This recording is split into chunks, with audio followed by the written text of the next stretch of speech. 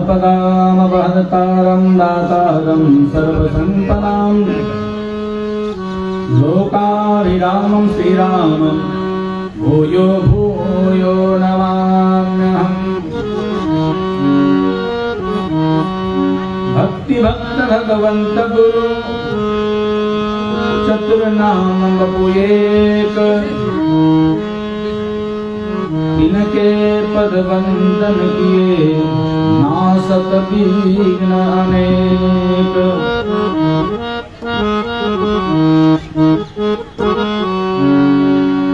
श्री राम नाम मुख पोष घुंघरू बोल पड़े, श्री राम नाम मुख पोष घुंघरू बोल पड़े, श्री राम नाम मुख पोष घुंघरू बोल पड़े, राम नाम मुख पोष घुंघरू बोल पड़े।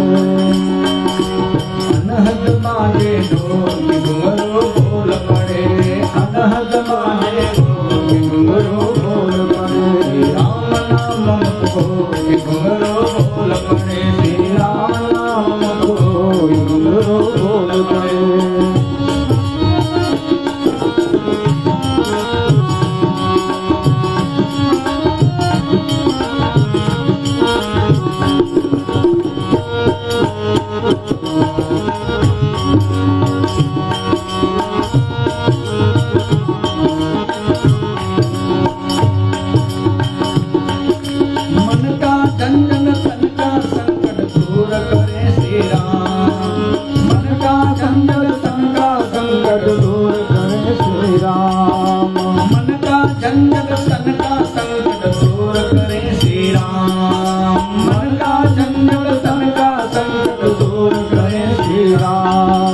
जीवन भर में जितनी खटपट दूर करे श्री राम, जीवन भर में जितनी खटपट दूर करे श्री राम।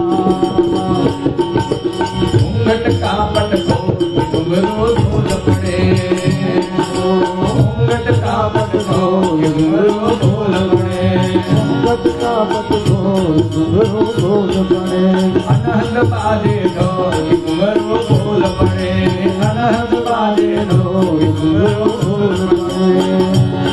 श्री राम नाम मुख पोष घुंघरू बोल पड़े, श्री राम नाम मुख पोष घुंघरू बोल पड़े, राम नाम मुख पोष घुंघरू बोल पड़े।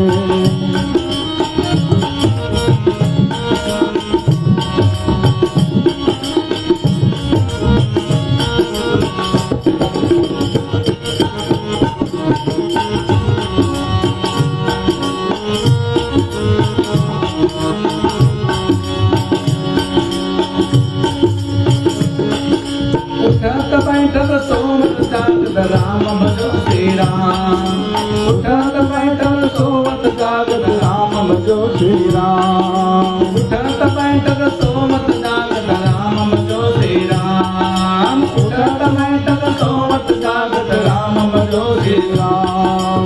दिन और रात बचोरे भाई भजले आठोया, दिन और रात बचोरे भाई भजले आठोया। नस नस में रस घुंघरू बोल पड़े, नस नस में रस घुंघरू बोल पड़े।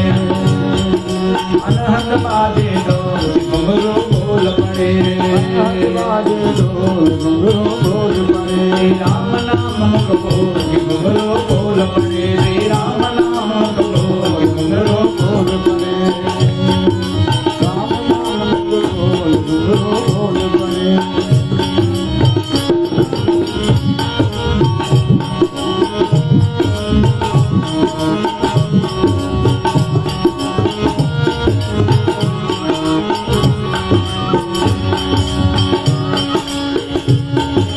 धरती नाचे अंबर नाचे नाच रहा लचरात, धरती नाचे अंबर नाचे नाच रहा लचरात। नाच रही पुरवैया भैया तेरे आंगन आज, नाच रही पुरवैया भैया तेरे आंगन आज, नाच रही पुरवैया भैया तेरे आंगन आज, नाच रही फुलवैया भैया तेरे आंगन आज। नस नस में रत घोल घुंघरू ढोल पड़े, नस नस में रत घोल घुंघरू ढोल पड़े, अनहद बाजे ढोल घुंघरू ढोल पड़े, अनहद बाजे ढोल घुंघरू ढोल पड़े। श्री राम नाम रत घोल घुंघरू ढोल पड़े, श्री राम नाम रत घोल घुंघरू ढोल पड़े, श्री राम नाम घोल घुंघरू ढोल पड़े।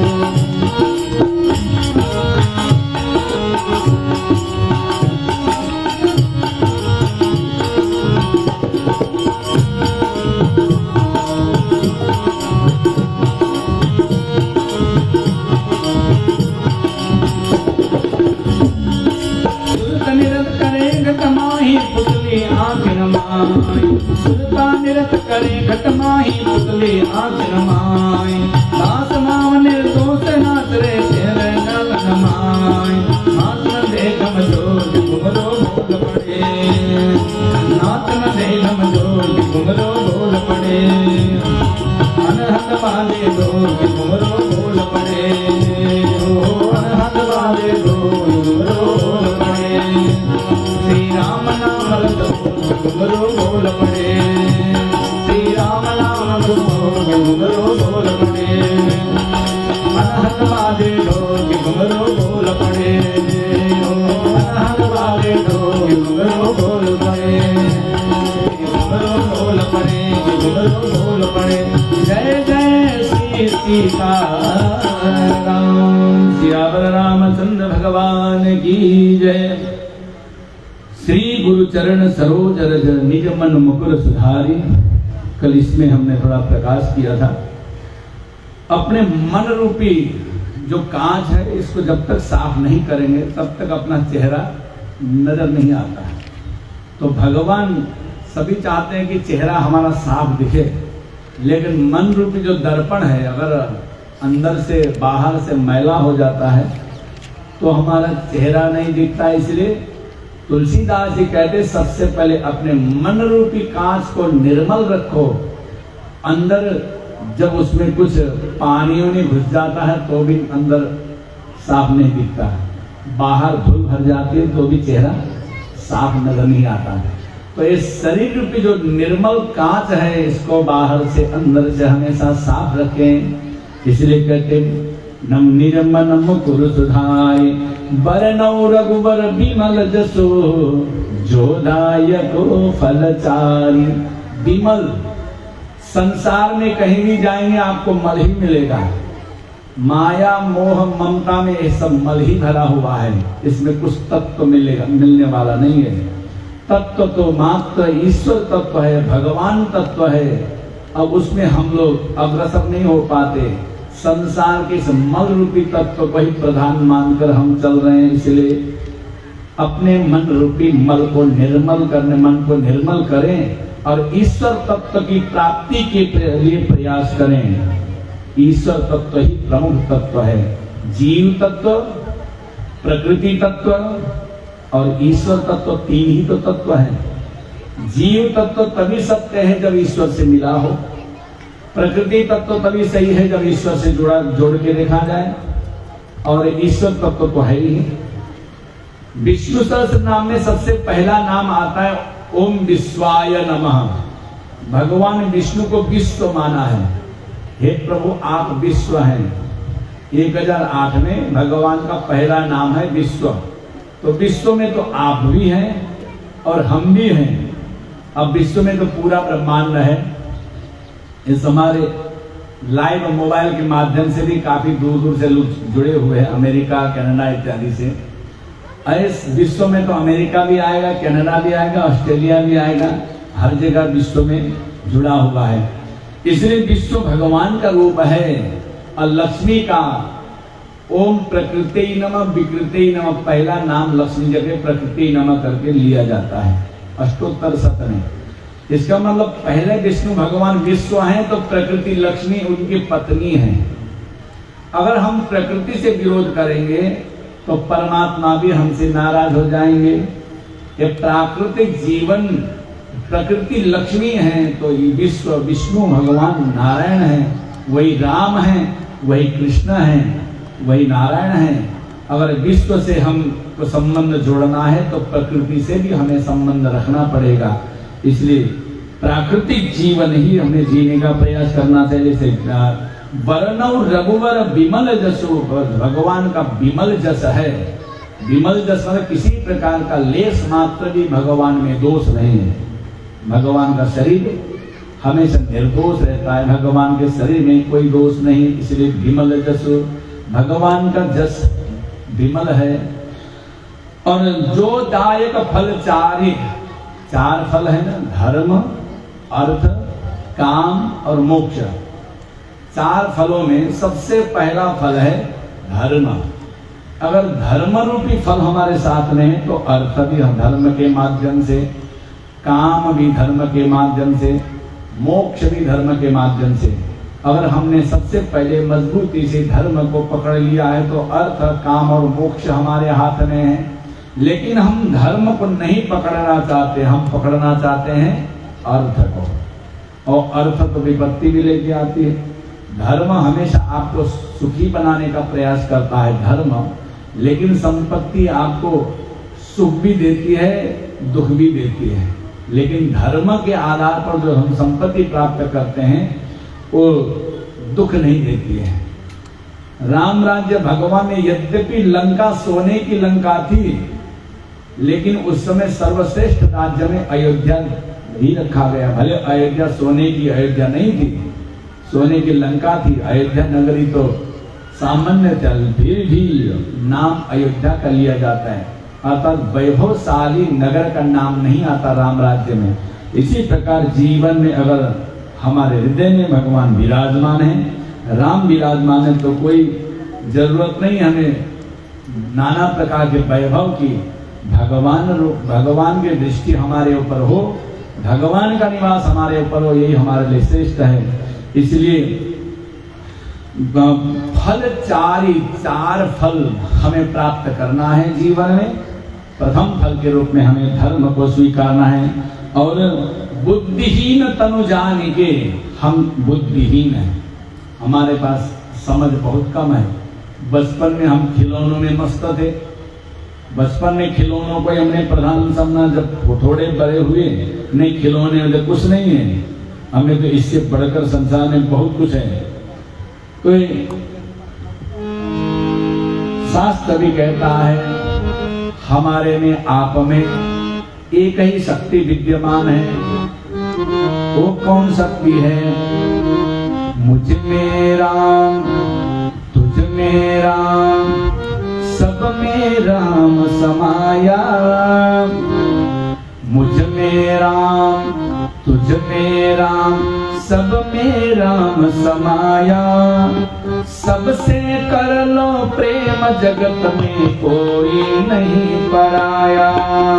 सबसे कर लो प्रेम, जगत में कोई नहीं पराया। मुझ में राम, तुझ में राम, सब में राम समाया। मुझ में राम, तुझ में राम, सब में राम समाया। सबसे कर लो प्रेम, जगत से कोई नहीं पराया। सबसे कर लो प्रेम, जगत में कोई नहीं पराया।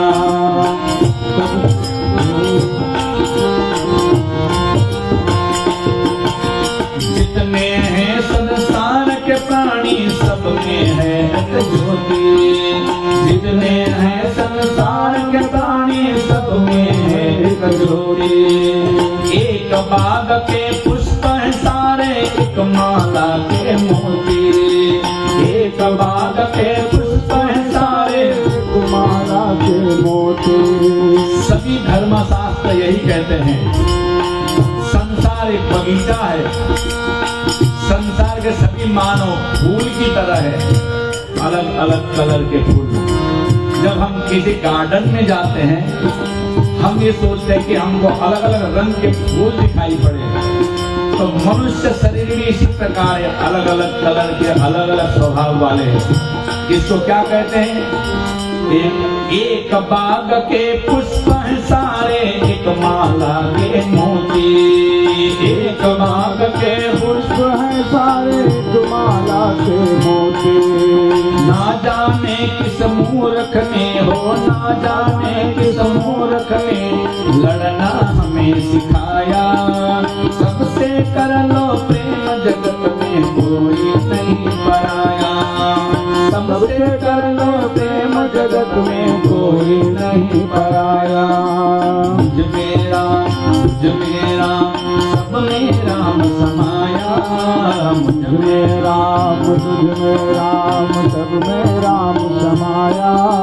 सबसे कर लो प्रेम, जगत में कोई नहीं पराया। सबसे कर लो प्रेम, जगत में कोई नहीं पराया। सबसे कर लो प्रेम, जगत में कोई नहीं पराया।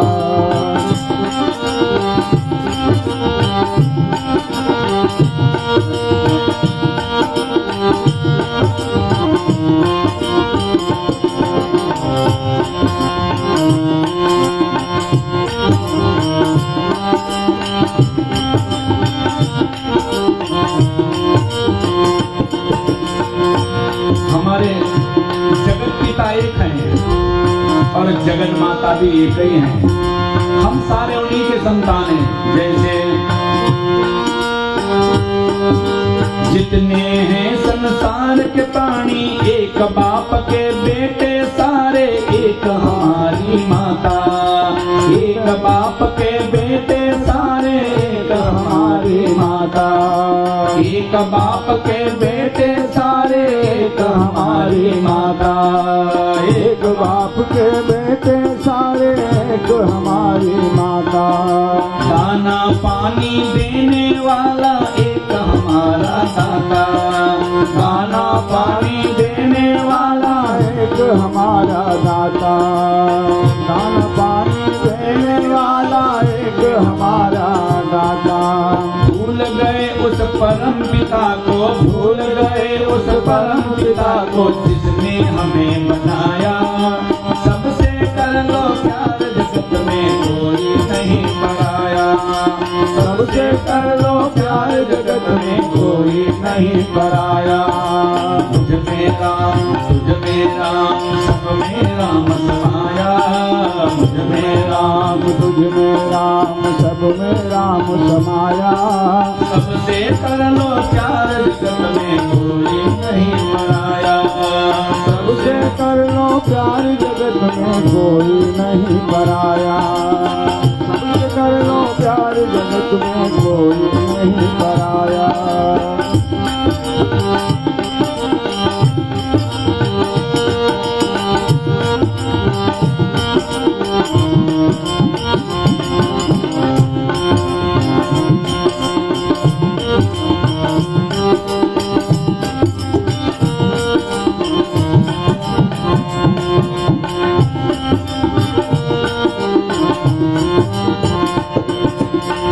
नीच और भेदभाव की दीवारों को तोड़ो।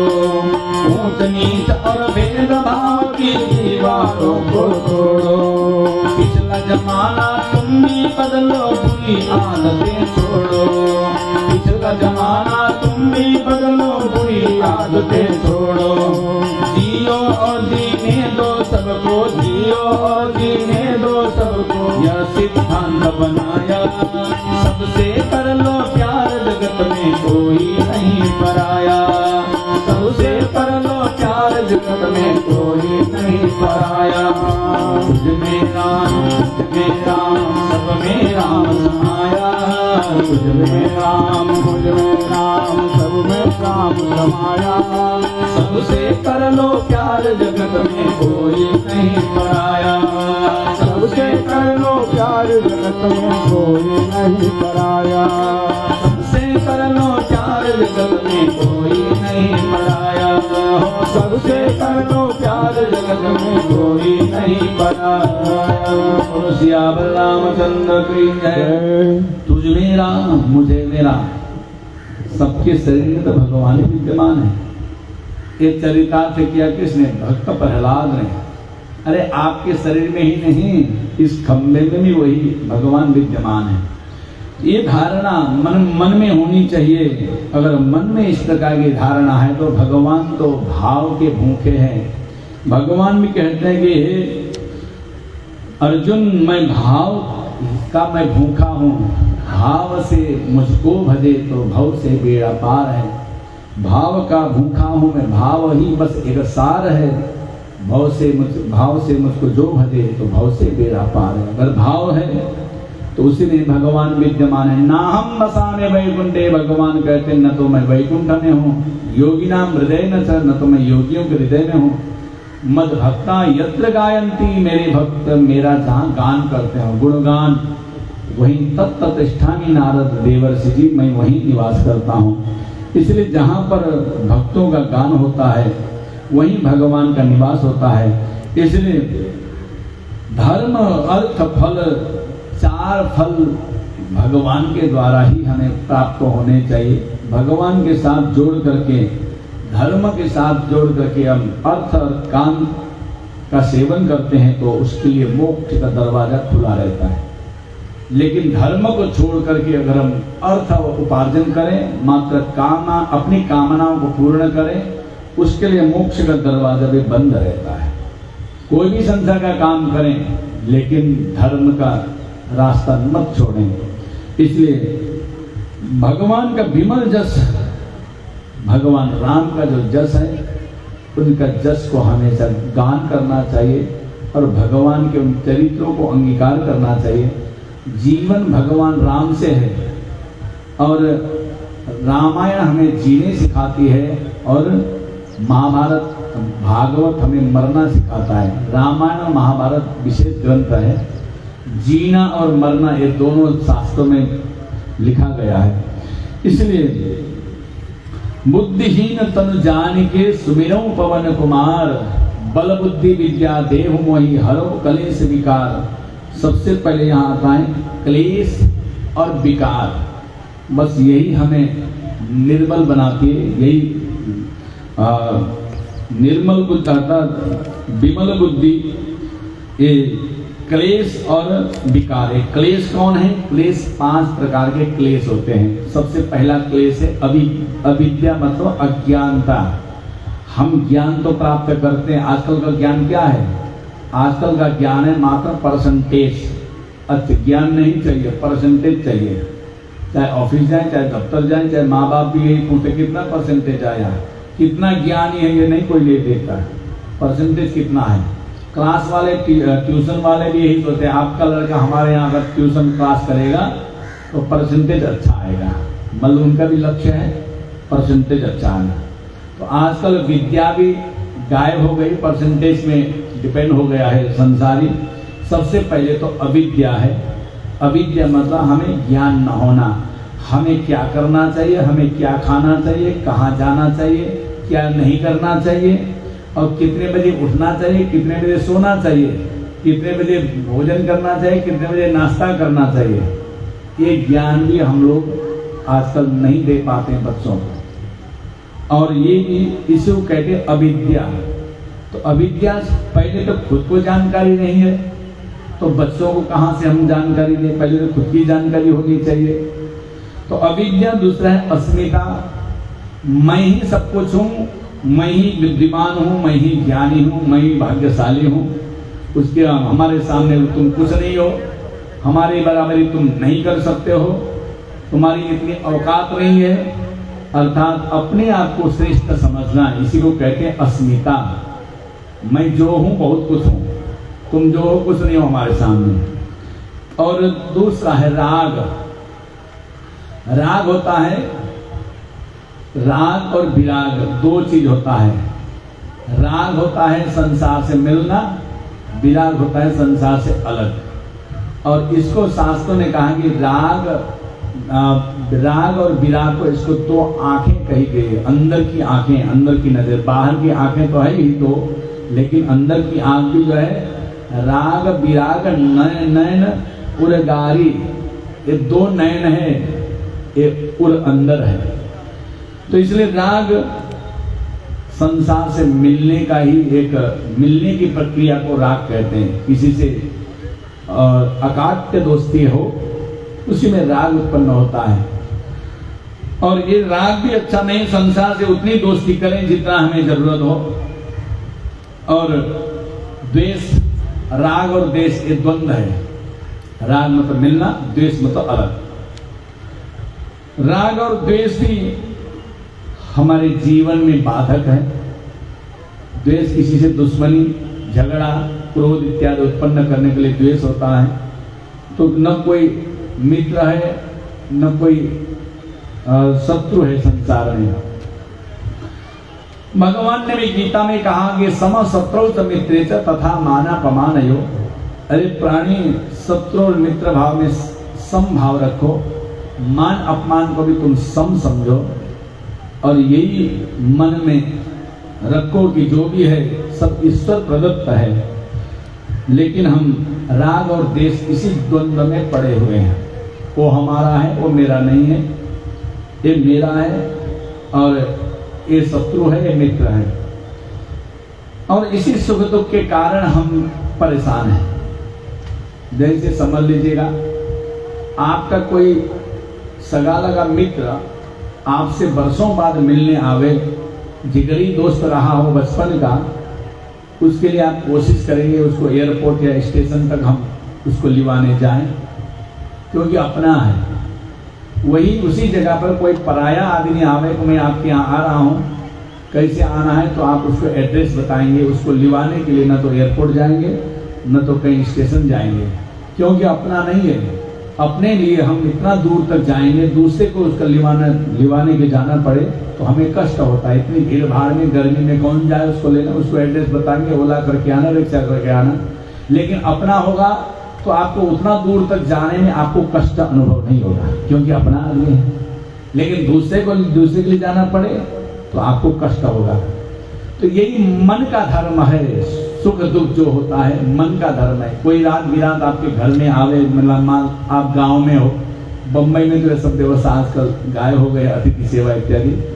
गांव में दूर दराज से कोई आपका परिचित आ गया, चाहे मायके से आया हो चाहे ससुराल से आया हो, तो उसके लिए आपको रात को 12 बजे 2 बजे भोजन बना के खिलाने में आपको परेशानी नहीं होगी, क्योंकि वो अपना है। लेकिन वही कोई अतिथि अपरिचित आवे, पहले तो पता नहीं चोर है कि डाकू है कि डकैत क्या है, मन में बड़ी शंकाएं होती है। उसको भोजन बना के खिलाना पड़े तो बड़ा कष्ट होता है। क्या बनावे, इतना दूर, इतना रात को, आधी रात में आया, हम लोग सब भोजन कर लिए। तो ये सुख दुख का मतलब होता है मन के धर्म। मन ने सुख मान लिया, मन ने अपना मान लिया तो सुख हुआ, मन ने पराया मान लिया तो दुख हुआ। तो यही मन के धर्म है। इसलिए इसे मन में सुख दुख मानना ही इसी को कहते हैं राग और द्वेष। अपना और पराया, इसी को कहते हैं द्वंद्व। जब तक जीवन में द्वंद्व बना रहेगा तब तक आपके जीवन में सुख दुख आते ही रहेंगे। और अभिनिवेश, हम संसार में समय हमारे पास पर्याप्त है, लेकिन फिर भी जरूरत के लिए हमारे पास समय नहीं होता। चलो 1 घंटा हवन में बैठो, टाइम नहीं है। सत्संग सुनने चलो, टाइम नहीं है। तीर्थ यात्रा करो, टाइम नहीं है। एक सज्जन से मैंने कहा कि चलिए, एक काठमांडू में भागवत कथा थी हमारी, मुंबई से कुछ भक्त लोग गए थे, और एक सज्जन से कहा कि चलिए इसी बहाने काठमांडू में 7 दिन सत्संग भी हो जाएगी और साथ में नेपाल कुछ भ्रमण भी रहेगा, आप चलिए, आपको भी वहाँ घुमा ले आते हैं। तो उन्होंने कहा कि मैं जाने को तो तैयार हूँ, महिला थी, लेकिन हमारे कुत्ते को संभालने वाला कोई नहीं है। अब कुत्ता जो है तीर्थ यात्रा के लिए बाधक हो गया। एक दिन गांव गई थी, पड़ोसी को देख कर आए, वापस आए तो बीमार पड़ गया था। तो इसको कैसे छोड़ूं? तो आपको कुछ तो त्याग करना ही पड़ेगा। अगर आपको तीर्थ यात्रा धर्म कर्म कमाना है तो आप जो है एक जीव के पीछे आप अपना सर्वस्व न्यौछावर कर रहे हैं। यद्यपि इस कथा को सब जानते हैं, जड़ भरत जी ने कुछ ही दिन के लिए अपना मन एक मृग शावक में दे दिया, अब दूसरा जन्म उनको मिला, मृग का मिला। अर्थात वर्षों भर उन्होंने तपस्या की थी। एक छोटे से मृग शावक को बचाने के चक्कर में अब कुछ दिन मृग शावक के साथ खेलने लगे। ये मेरा बेटा है, अब बिना मेरे जो है कुछ खाता नहीं है। वो भी उछल कूद करता था, बड़ा आनंद आता था। तो इसी आनंद में मगन हो गए। तो संसार में कुटिया में रहने के बाद भी अगर मन से संसार न जाए तो भाई जंगल का क्या दोष। तो बाद में उनको जन्म लेना पड़ा, मृग ही बनना पड़ा। मृग बनने के बाद उनको स्मृति बनी रही क्योंकि तपस्या की थी, भजन किया था, कुछ पुण्य था। तो मैंने अंतिम समय में महीना 2 महीने का समय एक मृग के बच्चे को दिया तो मेरा पूरा जन्म बिगड़ गया। अगर 2 महीना मृग शावक के पीछे न होते शायद मृग का जन्म न लेना पड़ता। तो जब तक मृग जीवन था तब तक जल पी करके रहते थे गंडक नदी में और सूखे पत्ते ही चबाते थे। वो जानते थे कि भाई हरे पत्ते में जीव होते हैं, इसी सूखे पत्ते में जीव नहीं होते। सूखे पत्ते चबा करके अपना जीवन यापन किया और उनको तीसरा जन्म लेना पड़ा कल्याण के लिए। जब तीसरे जन्म में ब्राह्मण योनि में गए तब जाकर उनका कल्याण हुआ। इसका मतलब है कि अगर हमारे मन में संसार बस गया तो संसार का पुनरपि जननम पुनरपि मरणम पुनरपि जननी जठरे सनम, बार बार हमें संसार का कष्ट भुगतना पड़ेगा। इसलिए अभिनिवेश हमारे पास समय होते हुए भी उस समय का हम सदुपयोग नहीं करते। हम काम तो बहुत करते हैं, कहते भी हैं कि किस काम के सब काम हुए जो काम का काम था हो न सका। तेरी पाप की खेती लगी पकने तो पुण्य का बीज तो बो न सका।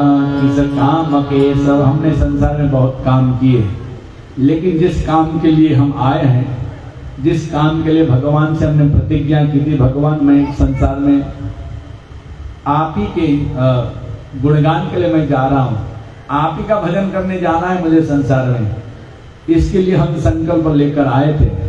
लेकिन किस काम के ये सब काम है, उस काम के लिए हम नहीं आए थे संसार में। और फिर भी संसार में हम फंस तो गए हैं, क्या करें।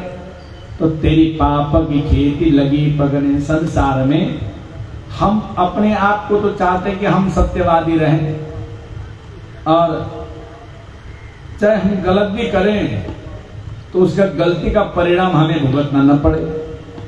अगर दूसरा गलत करे उसको न्याय मिलना चाहिए। अगर हम गलत करें तो समझौता से काम बन जाए। अगर कोई शत्रु है आपके साथ गलत किया है, आप चाहेंगे तो उसको पूरी सजा मिलनी चाहिए। अगर वही गलती आप किए हैं उसको कुछ ले दे करके समझौता कर लो।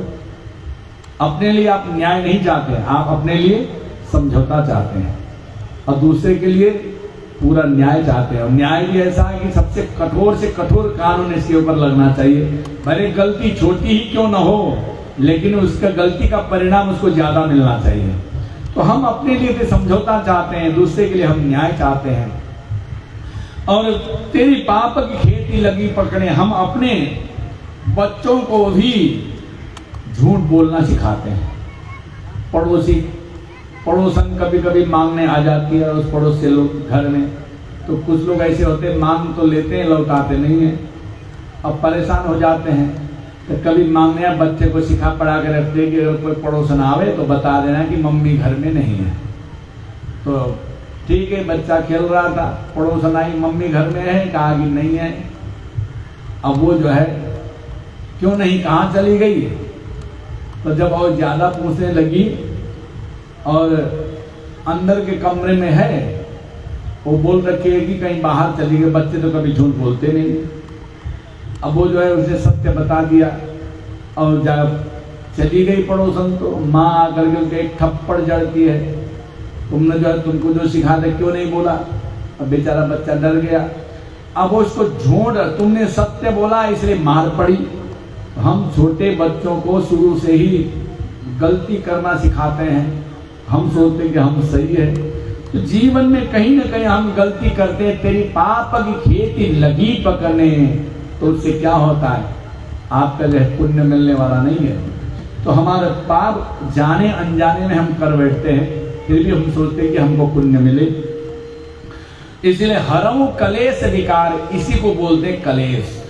क्लेश, अविद्या, अस्मिता, राग, द्वेष और अभिनिवेश, ये 5 चीज जब तक हमारे मन से नहीं जाने वाला है तब तक हम निर्मल नहीं बन सकते। दूसरा विकार है। विकार कितने विकार भी है?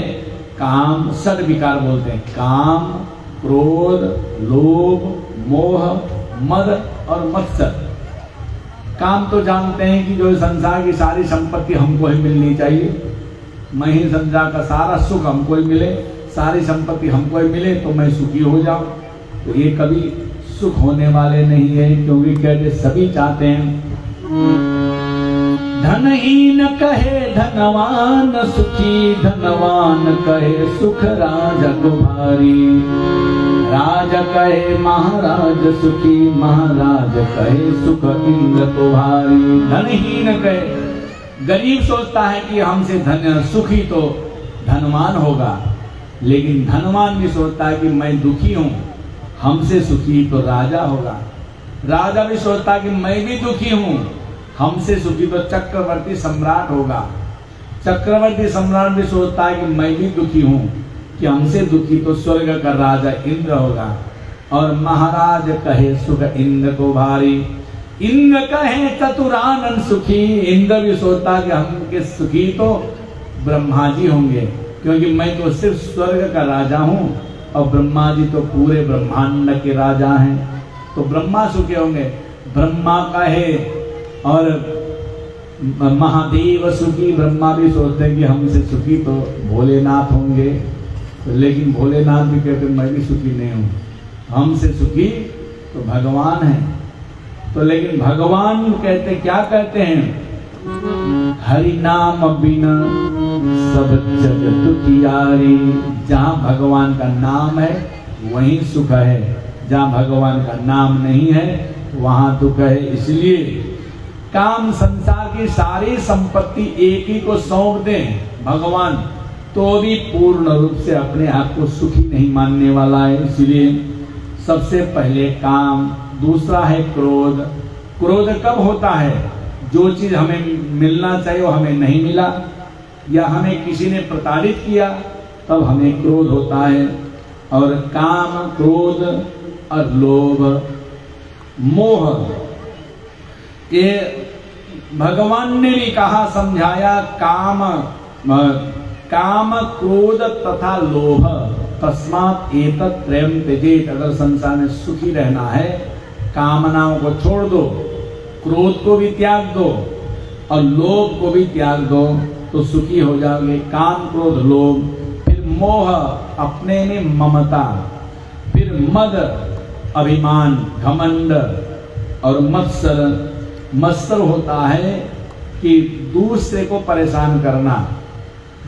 और ये जो है काम, क्रोध, लेकिन ये सद विकार है, लेकिन सद विकार भी समय आने पर सद विकार बन जाते। काम उत्पन्न होता है बचपन से, हमारे अंदर कोई कामना नहीं है। अगर हमारे 1000-2000 का नोट भी बच्चे को दिया जाए, वो या तो मुंह में चबाएगा, या तो फाड़ के फेंक देगा, या तो आग में जला देगा। उसको पैसे से कोई लगाव नहीं। क्यों नहीं? क्योंकि संसार को समझता नहीं है। तो लेकिन अगर हमारे पास 1 रुपया भी आए तो उसको बचाना चाहेंगे। तो काम तो उत्पन्न होता है, जन्मजात नहीं है। उत्पन्न होना इसी को काम कहते हैं। और क्रोध सत्तावान, और सत्ता में रहने के लिए तो हमें क्रोध करना ही पड़ेगा। राजा है तो क्रोध करना पड़ेगा, कोई अधिकारी है, शासन चलाना है समाज में, उसको क्रोध करना ही पड़ेगा। सत्ता के लिए क्रोध जरूरी है, लेकिन हर चीज के लिए क्रोध जरूरी है। और ये विकार, लोभ भी होता है बदलने, कहीं किसी चीज को बदलने के लिए थोड़ा सा लोभ दिखावें।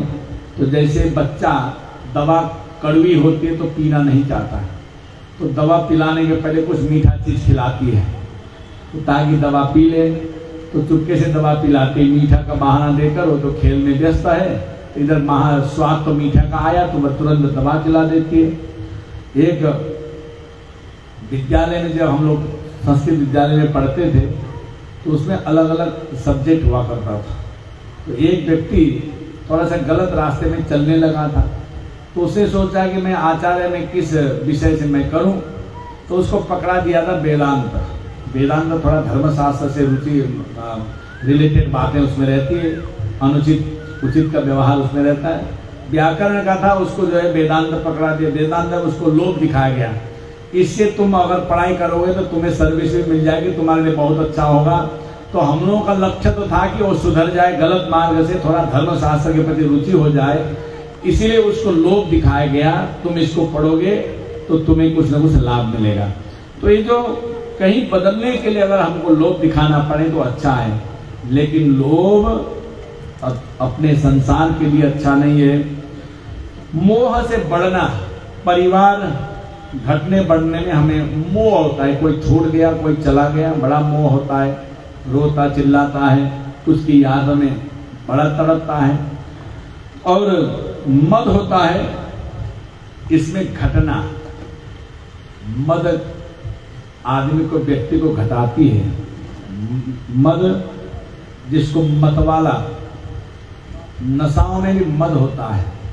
जैसे दारू पीने वाला अगर सही ढंग से चल रहा हो तो दारू का सेवन करने लग जाए तो उसका पतन शुरू हो जाएगा, दारू का आदी बन जाए तो पतन शुरू हो जाएगा। एक जुआ खेलने का मद होता है, अगर जुआ खेलने लग जाए, आदी हो जाए तो उसका पतन हो जाएगा। अगर मद कहीं भी है तो उसको पतन करने के लिए मद होता है, मद से कोई उत्थान नहीं हुआ है। और मत्सर जो है ये नष्ट करने के लिए, मच्छर कभी कभी काटते हैं ना, तो जब उस क्या करते हैं लोग, कुचल डालते हैं, मसल डालते हैं, नष्ट कर देते हैं। तो किसी को काट छाट करने वाला व्यक्ति लोग पसंद नहीं करते, इसलिए हरऊ कलेश और विकार, क्लेश और विकार ये हरने वाले कौन हैं? मात्र हनुमान जी हैं। तो हनुमान से निवेदन करें कि प्रभु जी हमारे जीवन का जो क्लेश और विकार आप हरण करें और हम भी आपके तरह भक्त बने और मनुष्य जीवन हमारा सफल हो। बुढ़ापे में करेगा क्या धर्म, कर ले जवानी में, पराई पीर हरेगा क्या धर्म, कर ले जवानी में। भजन कर राम सीता का, चरित मानस पुनीता का, यही उपदेश गीता का, कर्म कर ले जवानी में। तो मानुष जन्म अनमोल रे, मिट्टी में ना रोल रे, अब के मिला है फिर न मिलेगा, कभी नहीं कभी नहीं कभी नहीं। मानुष जन्म अनमोल रे, माटी में ना रोल रे, अब तो मिला है फिर न मिलेगा, कभी नहीं कभी नहीं कभी नहीं रे। मानुष तन अनमोल रे, माटी में ना रोल रे, अब की मिला है फिर न मिलेगा, कभी नहीं कभी नहीं कभी नहीं। मानुष तन अनमोल रे, माटी में ना रोल रे, अब तो मिला है फिर न मिलेगा, कभी नहीं कभी नहीं कभी नहीं रे।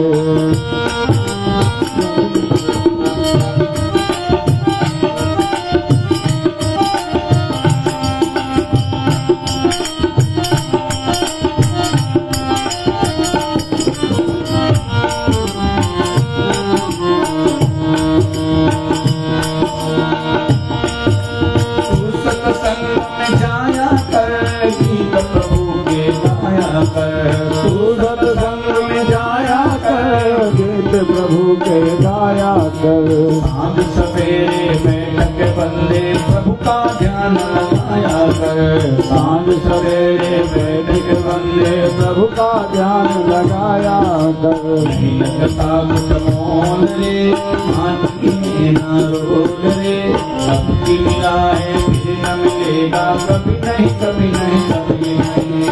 मानुष तन अनमोल रे, माटी में ना रोल रे, अब तो मिला है फिर न मिलेगा, कभी नहीं कभी नहीं कभी नहीं रे, कभी नहीं कभी नहीं कभी नहीं।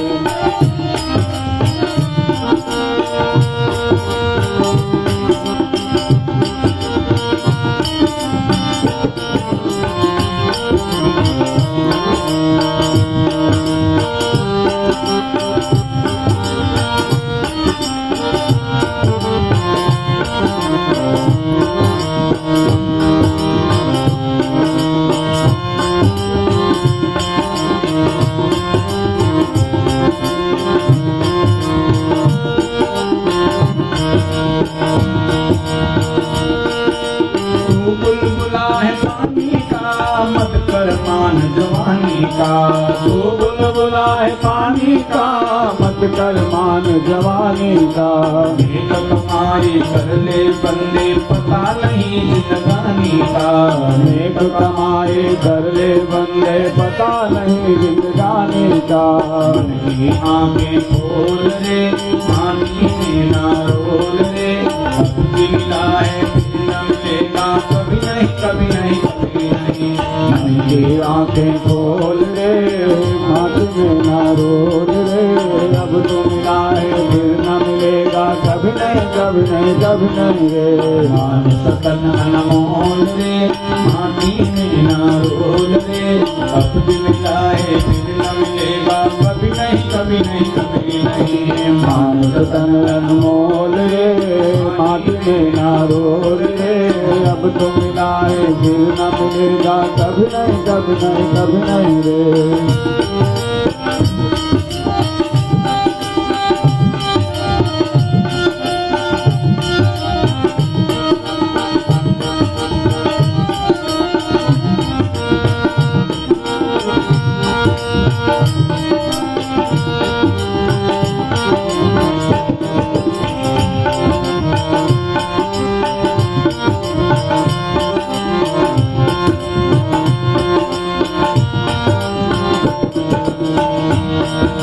मतलब का संसार है इसका नहीं इतबार है।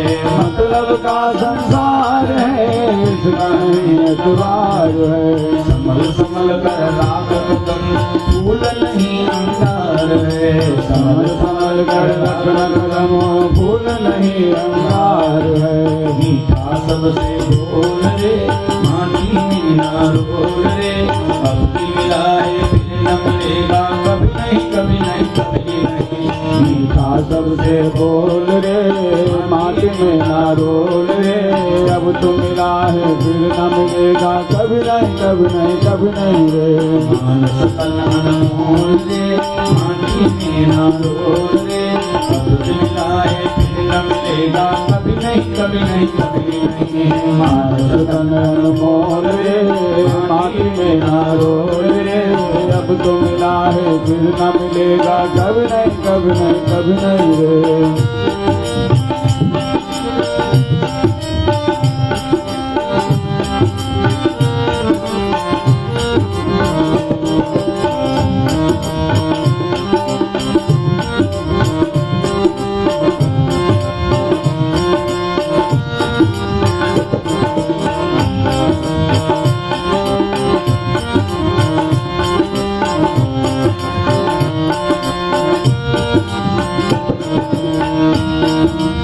सतगुरु सिर मोर है ज्ञान का भंडार है।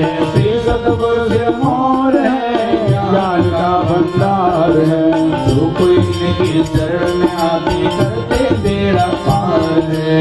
जो कोई इनके शरण में आके करके बेड़ा पार है। ज्ञान बड़ा अनमोल है माटी में ना रोल रे, अब की मिला है फिर न मिलेगा कभी नहीं कभी नहीं कभी नहीं। ज्ञान बड़ा अनमोल रे माटी में ना रोल रे, अब की मिला है फिर न मिलेगा कभी नहीं कभी नहीं कभी नहीं रे। मान सकन अनमोल रे माटी में ना रोल रे, अब की मिला है फिर न मिलेगा कभी नहीं कभी नहीं कभी नहीं। मान सकन अनमोल रे माटी में ना रोल रे, अब की मिला है फिर न मिलेगा कभी नहीं कभी नहीं कभी नहीं। अब की मिला है फिर न मिलेगा कभी नहीं कभी नहीं कभी नहीं। बोलो सियावर रामचंद्र भगवान की जय, पवन सुत हनुमान की जय।